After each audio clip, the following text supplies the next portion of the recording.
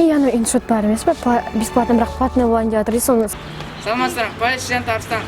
Үкімет шығарған соң бұйрықтары бойынша көшеде жүрген әрбір азамат медициналық маска тағу қажет. Әйтпесе, үлкен көлемде айыппұл салуға тура келеді. Я оны білеміз, біз жақын жерде тұрамыз. Я біз маскамызды ұмытып кеткен едік.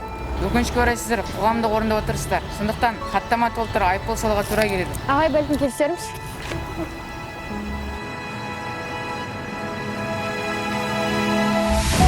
Жарайды, чегонда мен сіздер көрген жоқ, сіздер бұзыр болған жоқсыз.